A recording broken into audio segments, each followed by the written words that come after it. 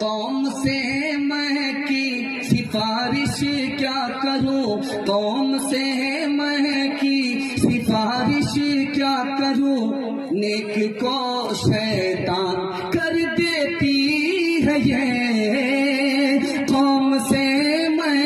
الحمدللہ رب العالمین، والصلاة والسلام على سید المرسلین وعلى آلہ واصحابہ اجمعین، اما بعد، قال اللہ تبارک و تعالی والآخرۃ خیر وابقی۔ جناب صدر، مہمان خصوصی اور عزیز ساتھیوں، آج کے اس سالانہ انجمن میں میری تقریر کا عنوان ہے آخرت کی زندگی۔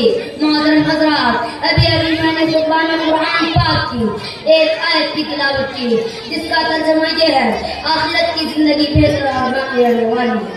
یہ دنیاوی زندگی چند روز کی ہے اور اس کی مثال اس مسافر کی ہے جو سایہ دیکھ کر کچھ دیر وہاں ٹھہر کر اپنی منزل کی طرف چل پڑتا ہے۔ آخرت منزل ہے۔ بہت سے لوگ آخرت کی زندگی کا انکار کرتے ہیں، وہ بے وقوف ہے، ان کی موٹی موٹی بات سمجھ میں نہیں آتی، ان کی عقل بھی موٹی سوچ کی وجہ سے موٹی ہو گئی ہے۔ اس وجہ سے آج میں آپ سے آخرت کی زندگی کے بارے میں بات کروں گا۔ محترم حضرات، اس دنیا کے رنگوں میں جب انسان آنکھیں کھولتا ہے تو دنیا اسے چاروں طرف سے گھیرنا شروع کر دیتی ہے۔ جس طرح کنویں کا مینڈک یہ سمجھتا ہے کہ اس کی دنیا صرف کنواں ہے، اسی طرح بے وقوف انسان باور کر لیتا ہے کہ اسے ہمیشہ اسی دنیا میں رہنا ہے، اور اگر بالفرض کبھی مرنا بھی ہوگا تو پھر فنا ہو جائے گا، ہڈیاں خستہ ہو جائے گی، جسم کے اعضاء ٹکڑے ٹکڑے ہو جائیں گے اور اس سے اس دنیا کے بارے میں کوئی سوال نہیں کیا جائے گا۔ محترم حضرات، یہ تصور انتہائی غلط ہے۔ اس دنیا میں انبیاء علیہ السلام آئے، انہوں نے بتایا کہ یہ دنیا امتحان گاہ ہے، یہاں تم آزمانے کے لیے بھیجے گئے ہو، یہاں کی تمہاری ہر حرکت اور سکون کا حصہ ہوگا۔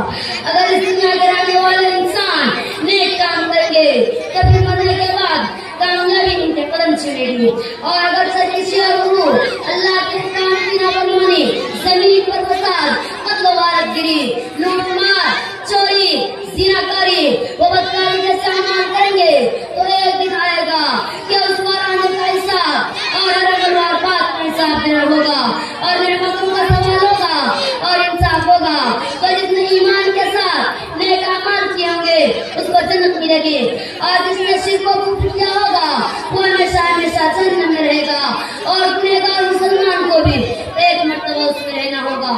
محترم حضرات، اس لیے ہمیں آخرت کی زندگی کی فکر کرنا چاہیے جو باقی رہنے والی موت کو بھی موت آ جائے گی اور نہ ختم ہونے والی زندگی ملے گی۔ اس وجہ سے ہمیں نیک اعمال کا ذخیرہ کرنا چاہیے اور اس چند روز کی دنیا سے دل ہٹا کر اس سے دل جوڑنا چاہیے جو ہمیشہ باقی رہنے والی ہے۔ اللہ بھی باقی رہنے والا باقی سب بنا ہے۔ انہیں چند باتوں کے ساتھ میں اپنی بات ختم کرتا ہوں۔ السلام علیکم ورحمۃ اللہ وبرکاتہ۔